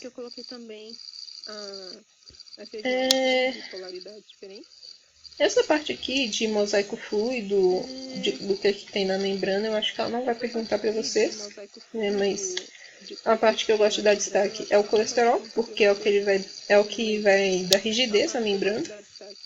A gente tem também as proteínas integradas, são essas proteínas que atravessam a membrana inteira, e a gente tem as proteínas periféricas, que são aquelas que estão conectadas nas extremidades da membrana, né? Na periferia da membrana. Aqui, por exemplo, como eu falei, os carboidratos, eles têm propriedade de ligar com lipídios e proteínas. Então, por exemplo, a gente tem um glicolipídio e aqui uma glicoproteína. Então, a glicose ligada com lipídio e a glicose ligada com proteína. Geralmente, quando o lipídio está ligado, quer dizer, quando o carboidrato está ligado a um lipídio ou uma proteína, geralmente é porque ele é um receptor da célula. Então, às vezes, alguma coisa vai ligar nesse receptor aqui e ser transportado para o interior da célula. Aí é por isso que a gente tem essas estruturas aqui, que são para comunicação mesmo. Transporte através da membrana, como falei, permeabilidade seletiva. A gente tem as proteínas integradas. Algumas proteínas elas vão deixar a substância passar livremente por elas, que são os canais. E a gente tem aquelas que elas vão realmente selecionar o que vai estar passando no meio delas. Então, geralmente elas precisam assim se ligar com aquele substrato, aí transportar ele para um lado, ou então transportar o outro para o outro lado. E a gente tem um mecanismo também de endocitose e exocitose, né, que é a formação de vesículas. Ok? Nessa parte aqui, o que eu acho que a Angélica pode cobrar, deixa eu ver aqui. Talvez ela pergunte um pouco sobre esses monossacarídeos, oligosacarídeos e polissacarídeos, mas não perguntar diretamente sobre eles. Falar assim, talvez colocar numa questão de verdadeiro ou falso. Ela com certeza vai perguntar dos triacilgliceróis. Essa parte é bem importante na matéria. Lipoproteínas. Tem chance dela perguntar? Tem chance? Na prova que eu fiz, caiu questão de lipoproteína. Eu não lembro se nos últimos 2 semestres caiu também, que o pessoal não me falou. Mas eu acho importante vocês lembrarem o que é VDL e o que é HDL. Que geralmente ela coloca assim na questão, tipo, VAL é ruim porque ela tem também os quilomicrons, né, que são outros que, né, no caso, os quilomicrons LDL considerados ruins. HDL é a única que é boa porque ela vai estar removendo colesterol, ok?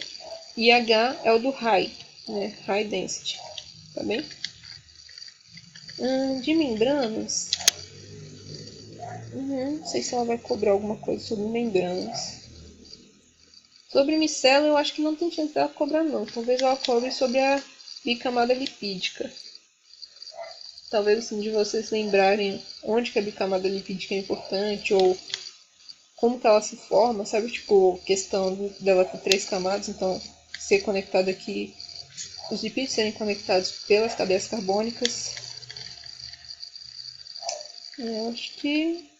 E dessa parte aqui pra baixo, eu acho que não tem chance dela cobrar não. Tá. Alguma dúvida sobre essa parte, gente?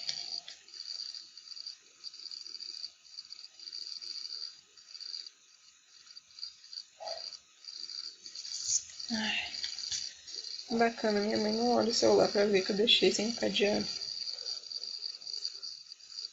Ok. Eu vou pôr aqui, rapidão. Só um segundo, gente, eu já volto.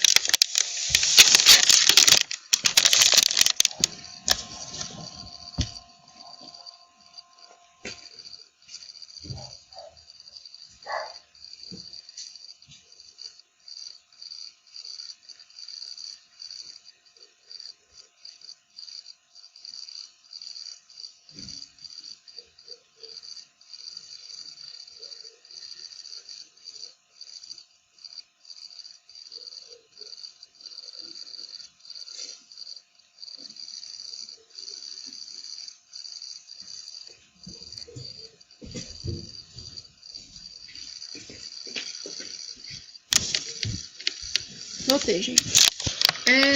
Agora, de introdução ao metabolismo, essa é a parte que eu acho que tem menos coisa pra Angélica cobrar, viu? Eu não lembro de nada disso aqui cair na prova que eu fiz quando foi no meu semestre. Inclusive, essa parte aqui de adenosina trifosfato que eu coloquei pra vocês, isso aqui foi só pra vocês saberem o que é adenosina trifosfato, tá? Mas vamos lá. Deixa eu ver aqui se tem alguma coisa que mandaram. Beleza. Então, terminando aqui, né?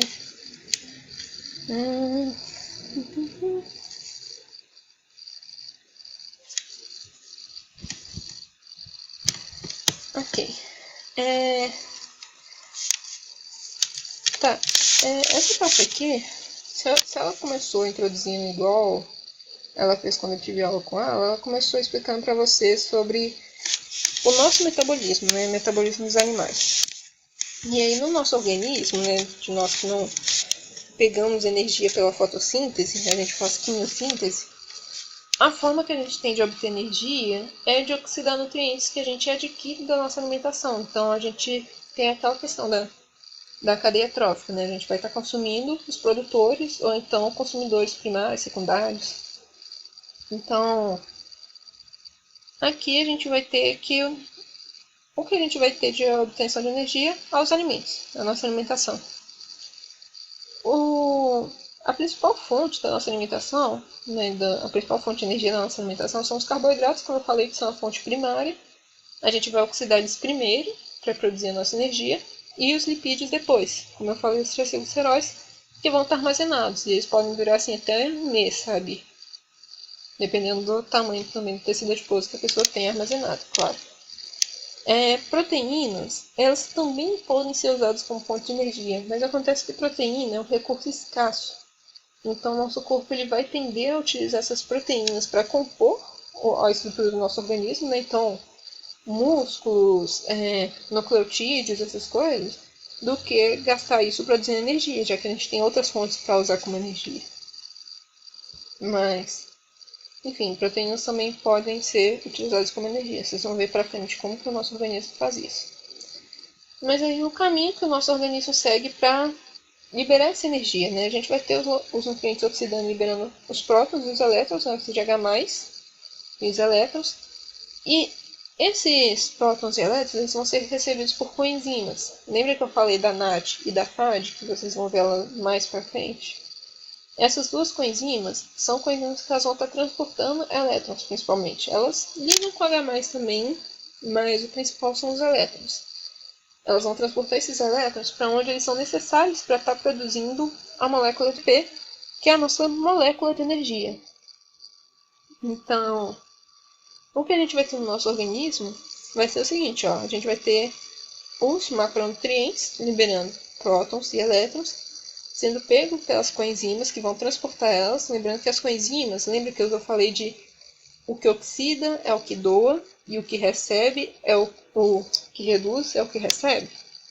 Então aqui a gente vai ter os nutrientes oxidando, porque eles estão dando os elétrons e os prótons, e as coenzimas vão estar reduzindo, porque elas vão estar recebendo os prótons e os elétrons. Aí aqui elas vão entregar para o sistema de produção de ATP, que vocês vão conhecer ainda. Esse sistema ele vai transformar ADP, que é adenosina difosfato, ou seja, adenosina 2-fosfatos, adenosina ligada com 2 fosfatos, e vai transformar isso aqui em adenosina trifosfato, que é adenosina ligada a 3 fosfatos.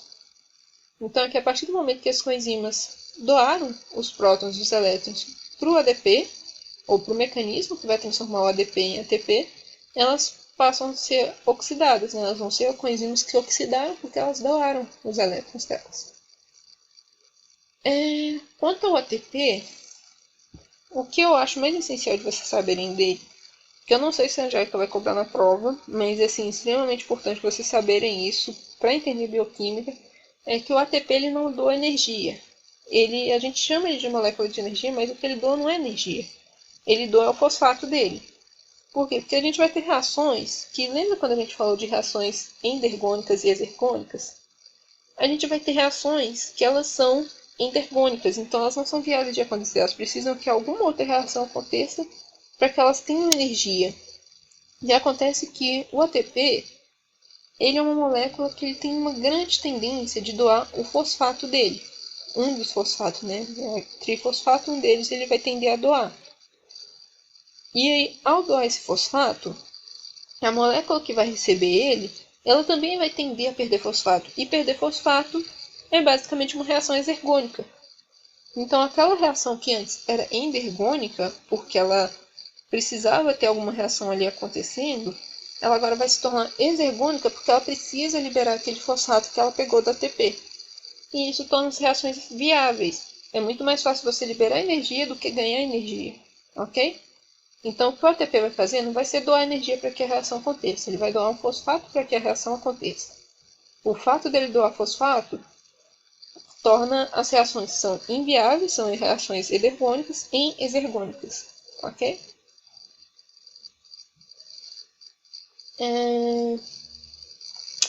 Alguma dúvida até aqui?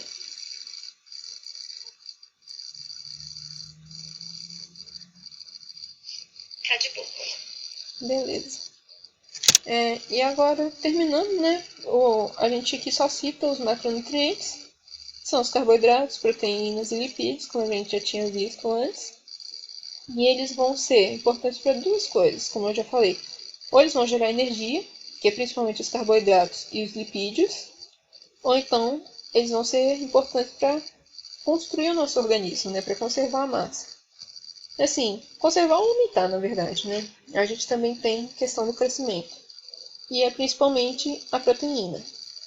As proteínas elas vão compor células no nosso organismo, vão compor tecido muscular, vão formar nucleotídeos, vão formar coenzimas, vão formar enzimas.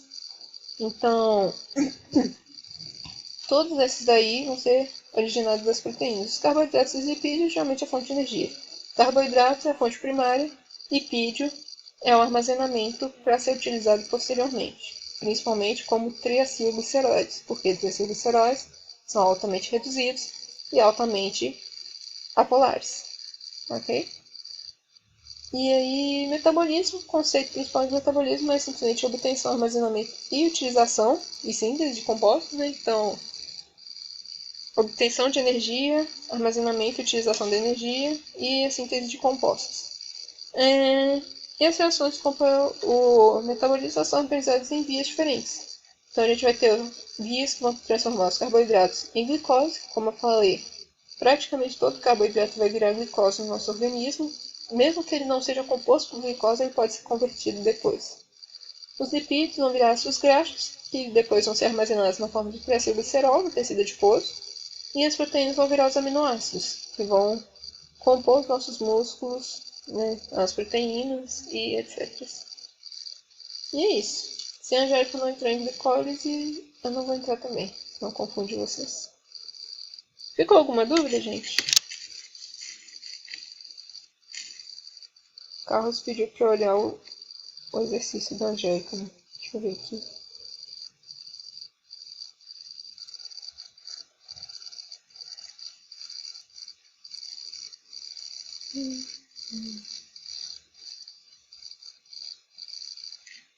Vi aqui que a Júlia perguntou qual livro que eu indico. Eu não sei se eu mandei o PDF para vocês, mas se eu não tiver mandado, eu mando de novo. Não mandei sim.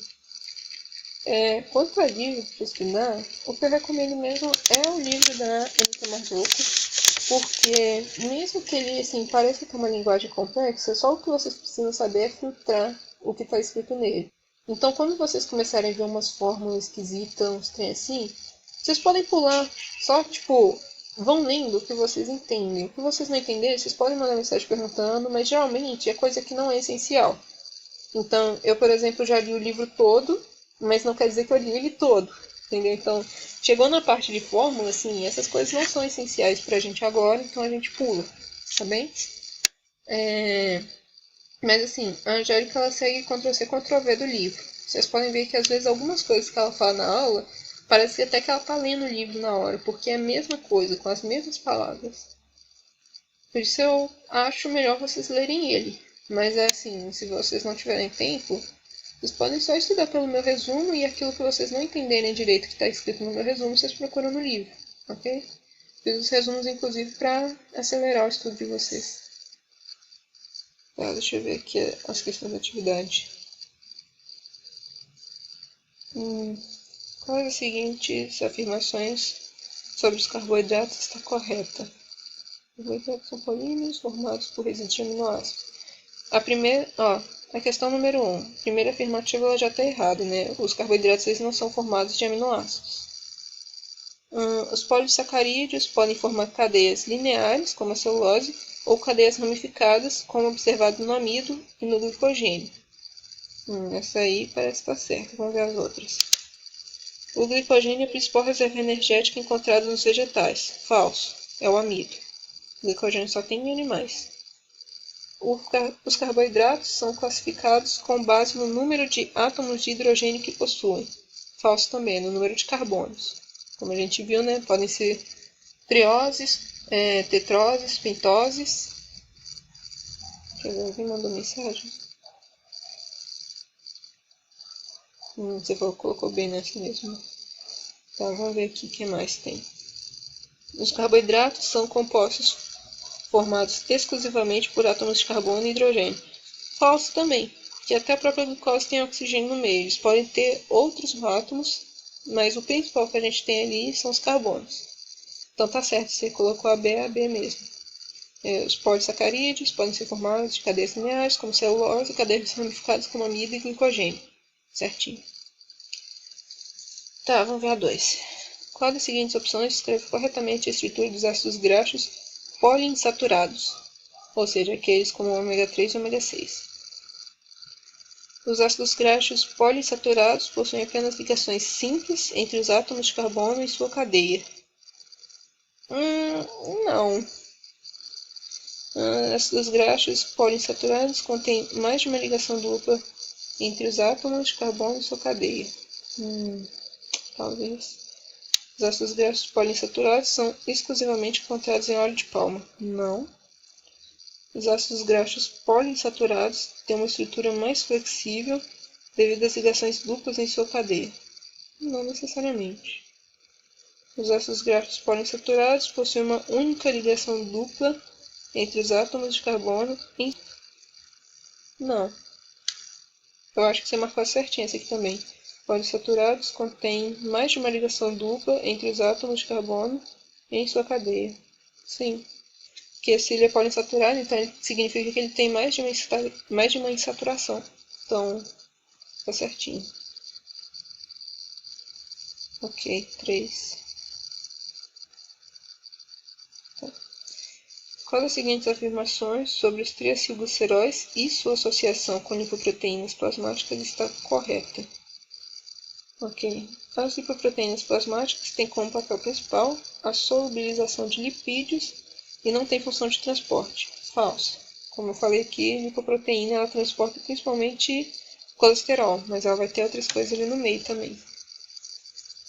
Os triacilgliceróis são solúveis em meio aquoso devido à presença de ligações polares em suas moléculas. Falso. Como eu falei, triacilglicerol não tem ligação com água, por isso eles são de fácil armazenamento. Eles são compactos e leves. A associação dos triacilgliceróis com moléculas amfipáticas nas lipoproteínas plasmáticas facilita o seu transporte e distribuição aos tecidos.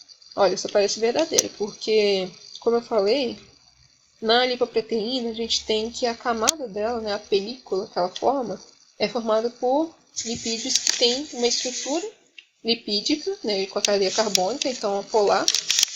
E a gente tem a ligação com o fósforo, né, com o fosfato, que é a região polar dela. Então isso é uma molécula anfipática e vai estar associado às moléculas que estão ali dentro da lipoproteína. Então tá, essa parece certo, mas vamos ver as outras. Triacilgliceróis são lipídios anfipáticos. Não, eles são apolares. A hidrogenação de óleos vegetais aumenta a quantidade de ligações duplas em suas cadeias de ácidos graxos. Não. Hidrogenação de óleos vegetais é a gordura trans. Lembra que eu falei que a gordura, por exemplo, que tem na carne vermelha e as gorduras trans, elas têm poucas insaturações? Elas são gorduras saturadas e por causa disso, né, nem é que tem poucas, né, elas não têm insaturação. E por serem saturadas, elas acabam que dificilmente elas vão se dissolver no meio, quer dizer, dificilmente elas vão entrar em estado de fusão com a temperatura do nosso corpo. Então isso faz com que elas possam acumular nas artérias e faz um mal danado à saúde. Então essa última aqui está errada também. A certa é a letra C, da 3. Tá. Qual das seguintes afirmações sobre as lipoproteínas plasmáticas? Nossa, ela gostou de lipoproteína plasmática, hein? Caramba! Vocês vão ter que estudar isso aqui para a prova. Qual das seguintes afirmações sobre as lipoproteínas plasmáticas está correta? As LDLs têm como principal função a remoção do colesterol de tecidos para o fígado. Não. Como eu falei, a LDL é ruim, ela vai levar o colesterol para o tecido. Os quilomicrons têm origem hepática e transportam principalmente colesterol para o fígado. Não, eles transportam para os tecidos. Eu nem sei se a origem deles é hepática, mas eles transportam para os tecidos. Assim como as LDLs. Quanto maior o teor de proteínas em uma lipoproteína plasmática, menor será a sua densidade. Não, falso também. Maior será a densidade, tanto que é high density. As HDL removem colesterol dos tecidos e o transportam de volta para o fígado, ajudando a prevenir a formação de ateromas. Sim, remove colesterol. Eu não sei o que é ateromas, mas eu acho que é isso aí. Vamos ver a última. As VLDL são sintetizadas na mucosa intestinal e são a principal fonte de colesterol para os tecidos. Elas são a principal fonte de colesterol para os tecidos. Isso eu vou ter que olhar aqui. O que é ateroma, no final das contas? Ateroma, pelo que eu pesquisei, eu acho que é justamente quando houve a superpassagem da artéria, uma coisa assim. Bom, se for, é uma possibilidade, apesar de que colesterol não está necessariamente associado a isso. Ok. Deixa eu pegar o livro aqui para ver se... Eu tenho que ver se a VLDL é formada na mucosa intestinal mesmo. Ela mencionou isso na aula, porque geralmente ela passa tão brevemente por essa parte. Eu acho que ela não falou muito, não. Vai saber, eu vou abrir o livro no celular. Oi, você disse que ela falou?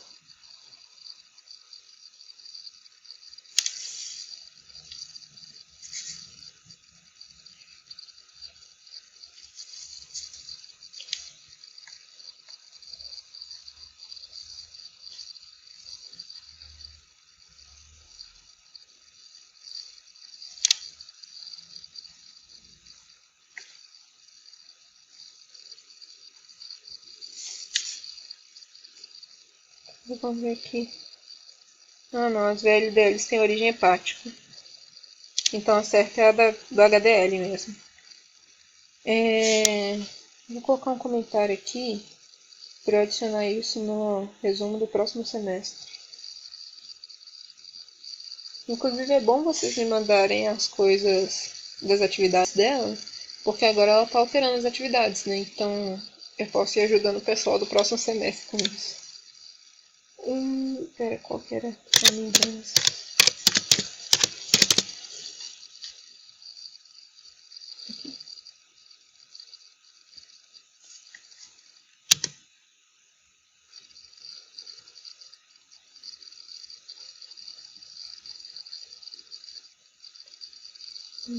Vou botar aqui.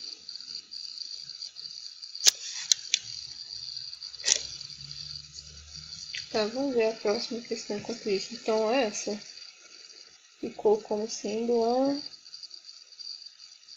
a letra D, que é a que você marcou mesmo. Aqui.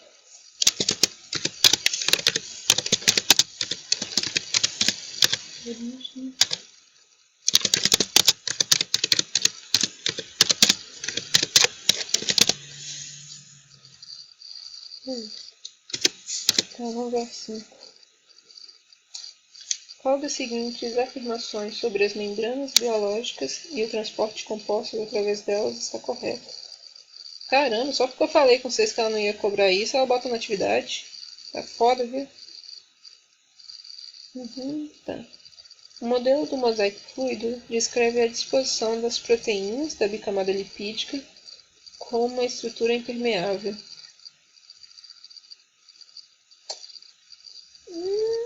Eu acho que essa tá errada, né? Tipo, tem proteínas na membrana, mas eu acho que o mosaico fluido está dizendo mais da disposição dos lipídios em si. Mas tá, vamos ver as próximas. O transporte mediado por translocases pode requerer fornecimento de energia, quando acontece contra o gradiente de concentração. É. Eu acho que é gradiente. Eu acho que essa tá. Eu acho que essa tá certa. Vamos ver as outras. Proteínas canal são acensionadas porque se viram compostos de um lado, mas já tá errado. Acho que essa já tá errada. A bicamada lipídica é uma estrutura aberta e instável, caracterizada pela presença de lipossomos? Não. Permeases são proteínas que formam canais preenchidos por água e ligam-se irreversivelmente aos compostos transportados. Não, também não. Essas 5 aqui, eu acredito que a resposta seja a letra B. Transporte mediado por translocados pode requerer fornecimento de energia quando acontece contra o gradiente de concentração. Ok? Tem alguma dúvida nessa atividade? Essa parte do contragradiente, ela quer dizer, tipo, quando você está pegando alguma coisa de um meio menos concentrado e mandando para um meio mais concentrado. Deveria ser o contrário, né? Mas aí, como é contragradiente, está indo para o sentido do mais concentrado. E aí, isso, no caso, vai precisar dessa energia. Deixa eu ver aqui as mensagens.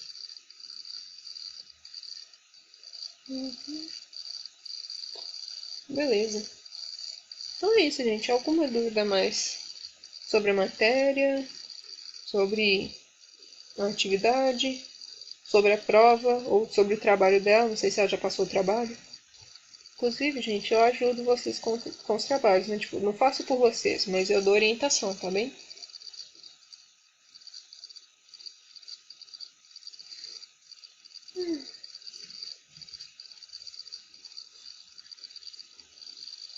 Então, eu acho que é isso.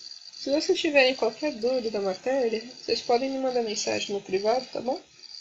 Ou então mandar no grupo, caso vocês percebam que é uma dúvida que muita gente está tendo. Mas não precisa se preocupar com o horário também. Porque assim, se eu estiver acordada e eu estiver disponível, eu vou responder. Se eu não tiver, aí eu respondo assim que eu estiver disponível, tá bom? Então não precisam se preocupar com isso. Às vezes acontece de estar disponível também às 3 horas da manhã, então fiquem à vontade para perguntar.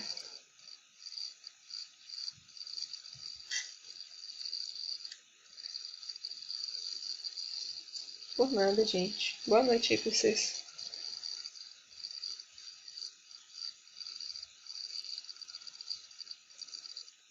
Por nada.